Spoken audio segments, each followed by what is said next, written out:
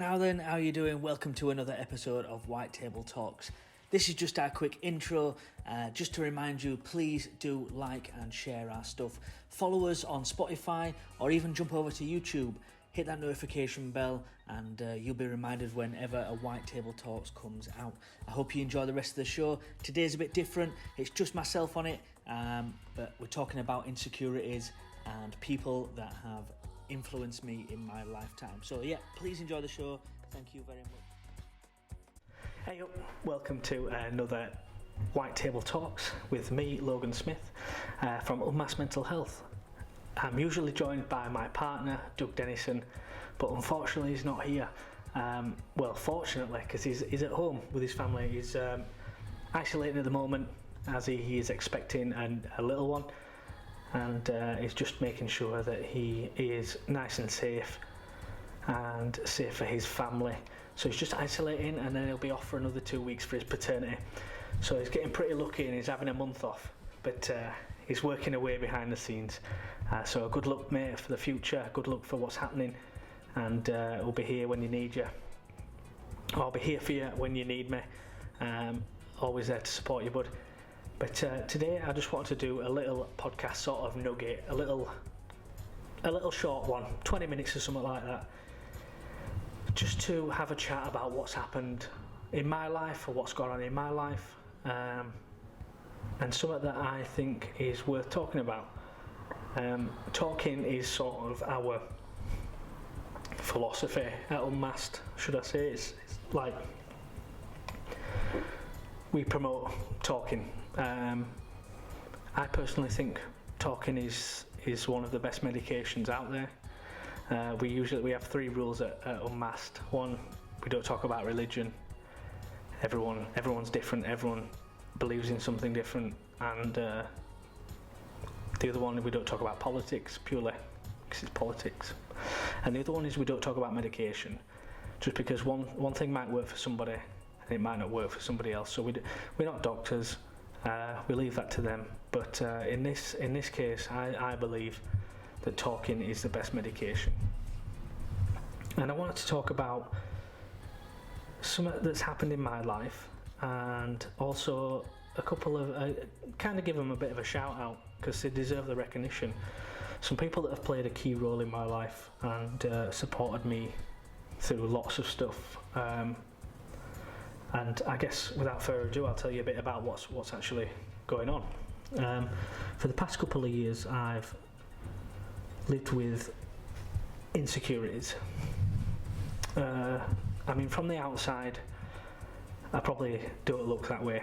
You know, beard covered in tattoos, hand tattoos, nails painted black. You probably think, oh, he's so confident.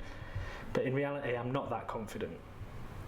I'm confident putting me behind a camera when there's nobody else in the room, or I'm confident when I go to do my job and talk in public and stuff like that.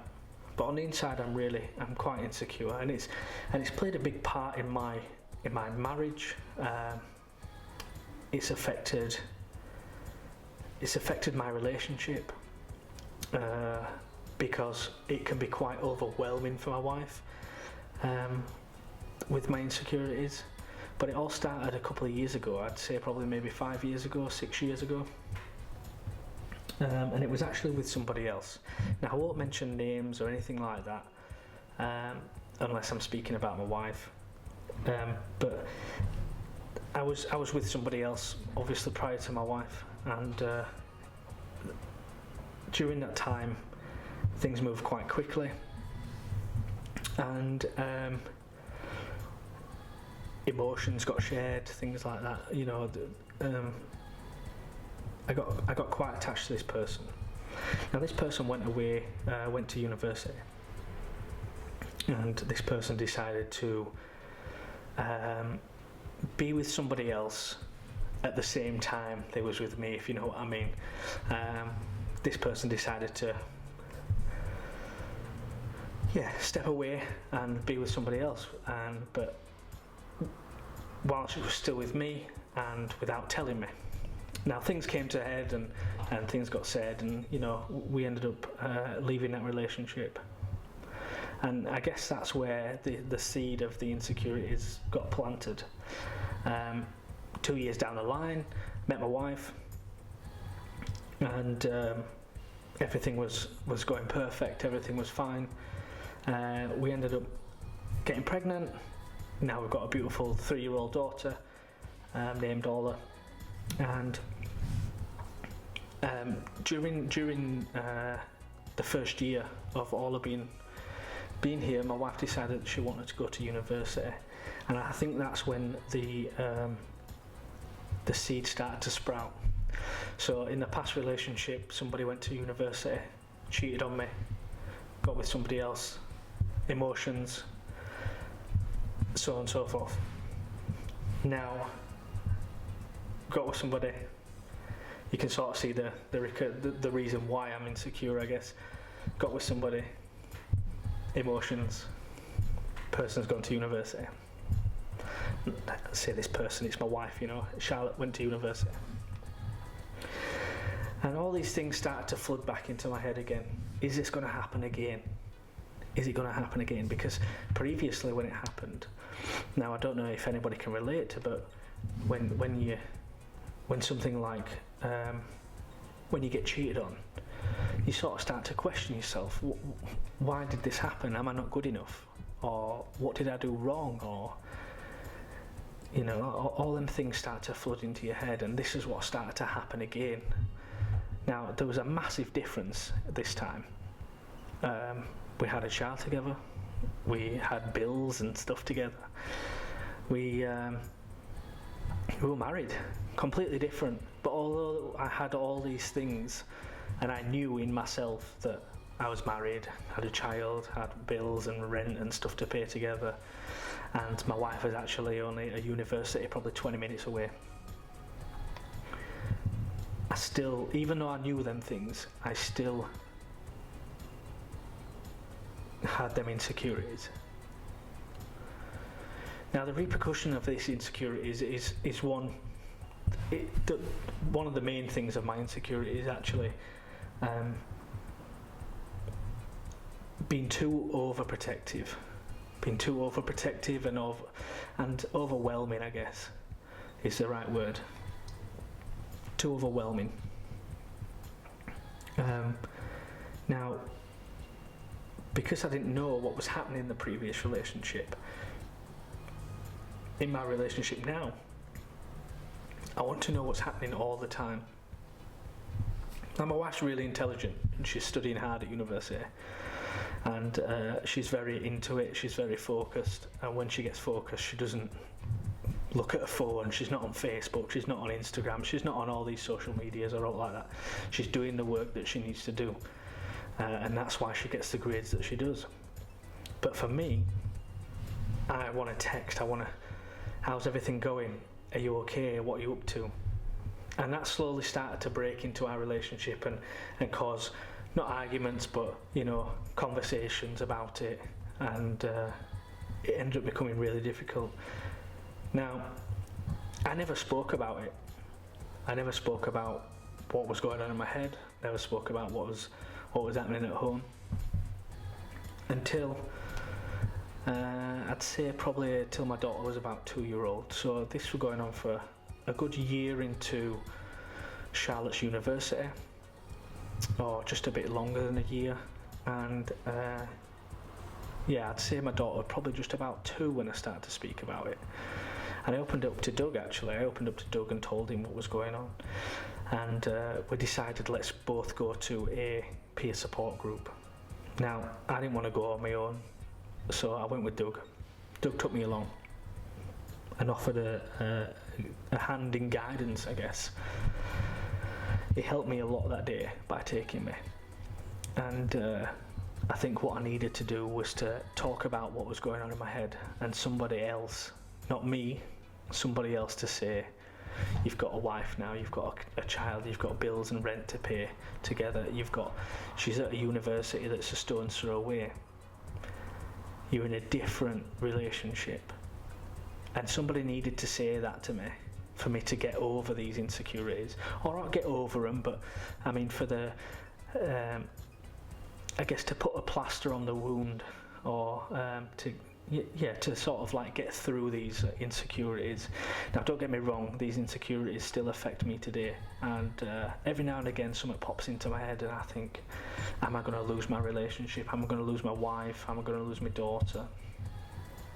And there's no real reason for it, it just crops up. But the more I speak about it, the easier it becomes, the better it becomes. And that's why I wanted to do a little talk today about it. If anybody out there is struggling with insecurities, the best advice I can give you is to talk about it. Insecurities can eat away at you. And when we talk about mental health at UNMASK, we both have different sort of analogies of what our brains like. Doug likes to talk about the sponge. I like to talk about the sink. Now, the sink is, the tap is our life, our constant life dripping away. And it's just unsteady, drip, drip, drip.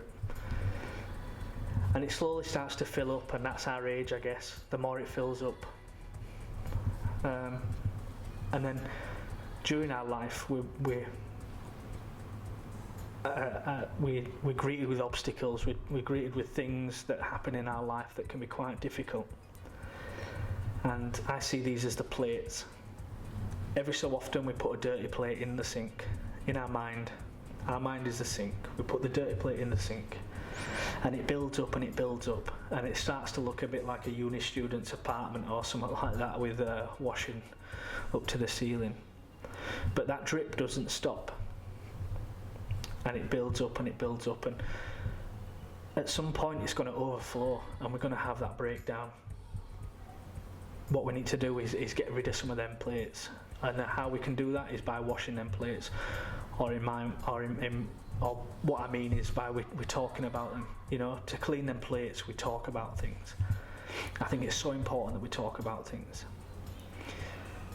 And some people might find it easier to write things down or share it on social media, but really I think face-to-face, talking with someone, even if it's someone just to listen, or like I had the experience of just somebody saying, Logan, you're in a different situation now. It's completely different surroundings, it's completely different settings, it's completely different life that you live in. Remember that and forget about that past. That's all it needed for me, and every now and again I just need reminding that. It's obviously harder said than done. I think you need to be in the right frame of mind to talk about things. There's many ways though, like you can write things down, create a journal. They can be the initial steps. Talking to a loved one, there's been many times where I've spoke to my wife and ended up in tears, but it helps. We do need that occasional cry, I think. Quite often we build it up and we build it up and we don't cry. Quite often we cry a lot, but that's okay, as long as we're getting them emotions out. At UNMASK we tried to unmask the stigma, but the actual name came from Doug. We sat down one day when we first started thinking about UNMASK, or it didn't even have a name then, it was just a thing. We sat down, started talking about this thing, and we said, what about a name, what can we call it? And he kept going through different things. We kept saying different names, some ridiculous names. They're probably not that ridiculous, but we went through lots of different names. And we came to the conclusion of unmasked. And Doug explained it to me. He said, when I'm feeling my worst, I get up in the morning, I get dressed, I put my shoes on, I put my gloves on, my hat, my scarf, my jacket. And just before I leave, I grab that mask and I put it on and I hide all of my emotions. And I thought that was so powerful. I thought, you're right, we all just put on a mask to hide our emotions. And sometimes we do need to wear that mask. I'm not saying that we should just unmask ourselves in every opportunity. Sometimes we do need to wear that mask. I wear that mask especially in front of my child, in front of my daughter. I don't want my daughter to see that I'm upset or angry or wherever it may be. So sometimes it's appropriate to wear that mask. But sometimes it's appropriate to take that mask off, whether it's at work or at home even, it could be at home. Just to show them emotions and show the real you. it's so important that we do that, or at least have the opportunity to do it, whether it's coming to a support group or talking online or whatever it may be. There's so many communities out there where you can unmask yourself. And that's what I needed to do. I needed to unmask myself. And that's what I did, and that's what I do sometimes with my wife. So there's many ways you can start it. Like I said, there's community groups out there, there's our peer support groups, there's many different ways you can unmask yourself or talk about your feelings. I just think it's so important that we do it. Now, I keep mentioning about, I mentioned right at the beginning about people that played a significant role in my life, and bang up there is probably one of it's the most significant role is Charlotte. Charlotte is one of the people that got me to go to a peer support group. She advised me that it was a great thing to do. I'd never really heard about one. Well, I'd heard about them, but I'd never really considered going to one. And one night we just had a good cry together, and I made the decision to go. And Charlotte's played a massive role in my life. Now, starting UNMASK was not an easy thing. In the previous podcast, myself and Doug spoke a bit about where we come from and how UNMASK started. And I had a really good job before UNMASK. This is better, but I had a good job working for the local council. A really secure job, I'll say. And it was great. But my wife was at university, and she supported me from day one when I decided to do UNMASK. When I decided to quit my job at the council, she supported me. She supported me through everything in my life since she's been in it. Since we've been together, she's been that rock for me. Doug has also been a huge support for me. He's been there. He listens to me when I need to speak. And I guess that's the great thing about our relationship, is that we sat across from each other at work. We're best friends out of work, but we're also great friends in work as well. And I know that I can open up to Doug at any point and he can support me, and vice versa. He knows he can open up to me and I'll support him, or be that person to listen to. There's also been another person in my life during that break between the past relationship and my wife now. This person played a huge role in my life and really shaped me into a different person. Although later on I had some difficult times, he played a huge role in helping me in that break, in that gap. His name's Mark Ford. We were friends before, but both of us separated from our partners at a similar time, and I think we both leaned on each other for support. But Mark played a huge role in my life, and he didn't just want to go out for a drink or party or anything like that. He wanted to talk, and he wanted to listen, and he wanted to be there. And I wanted the same. I wanted to do the same for Mark. So we chose each other, and our friendship grew, and it grew stronger, and we supported each other every single day. Now me and Mark don't talk as much as we used to, and it's not because we're falling out or anything like that. It's purely because we've got other things happening in our lives now, and we both respect that and we both acknowledge it. And I think I messaged Mark the other day, and it's like we'd never stopped talking, if you know what I mean. I know that I could message Mark whenever and he'd reply, and he knows I'd do the same. So there's been some really significant people in my life and really key roles. Charlotte, Mark, Doug, and my mum as well. My mum, proper Yorkshire, my mum. My mum's been a huge support, whether she knows she has or not. It's nice to get messages every so often just asking if I'm okay, and that's what my mum does. Every now and again she drops me a message. She did it yesterday. Are you okay? Yeah, fine, thanks. And she'll just reply saying good. But she's been a huge support, and I really appreciate it.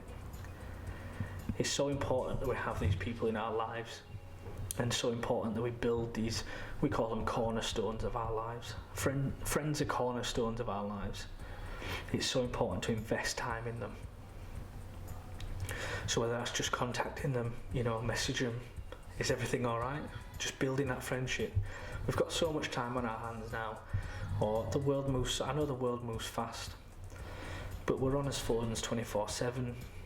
It takes 10 seconds to send a message to a friend and ask if they're okay. And just if we build these relationships, build these cornerstones, these connections, later down the line, whether you're having a difficult time or not, you can reach out to somebody and ask for a talk, or, when them times do really get tough, you know who your cornerstones are, the people that you can go to and ask for some support. It's really important we invest time in them. So I think that's about it really. I just wanted to do a little quick one, a bit of a nugget about who Logan Smith is and my insecurities. Now I've got more to talk about when Doug interviews me. I've been living with postnatal depression for the past 3.5 years. Now, it's not been me, it's been my wife. But I've been living with it because I live with it through my wife. And I'm the supporter. And me and Doug, this is maybe why we work so well together, is Doug has been through his own journey. Somebody who's lived with PTSD and still lives with PTSD. And I'm on the other side of it. I'm the partner, if you know what I mean. I'm the one who's trying to support. And although I do what I do today, and I work within mental health, I find it so difficult to support my wife. I'm getting better at it. Well, I feel like I'm getting better and better at it, but it's still so difficult. Put me in front of a group, or put me in front of one-to-ones or something like that, and I can support somebody all day long. But when it comes to a loved one, it's really difficult. And so I'll talk a bit more about that when it comes to it. But for those that are listening, please go check out our YouTube channel. It's UNMASK Mental Health. I am recording this podcast, so for the people that are watching on YouTube, please go check out our Spotify. All podcasts can be found on Spotify and YouTube, and also Anchor. I will link everything in the descriptions. But if you're listening on Spotify or Anchor, please follow. And if you're watching on YouTube, please hit that subscribe button. The more people subscribe, the more we can access. We have a really great following on social media, on Facebook and Instagram. And it's not to give us fame or anything like that. It's to access more people.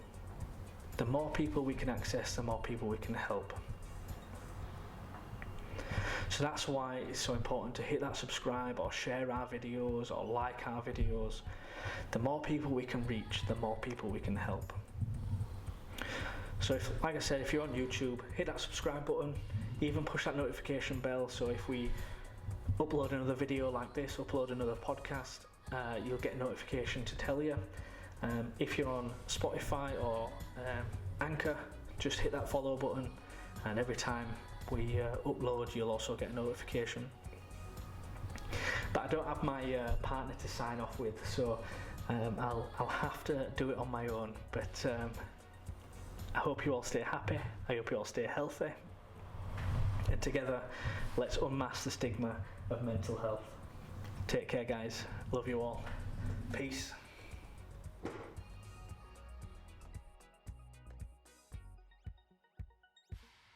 Now then, just me again. Just want to say a big thank you for listening to our podcast. If you've made it all the way to the end, please remember to follow and like and share our stuff. It would mean a lot. The more we can reach, the better.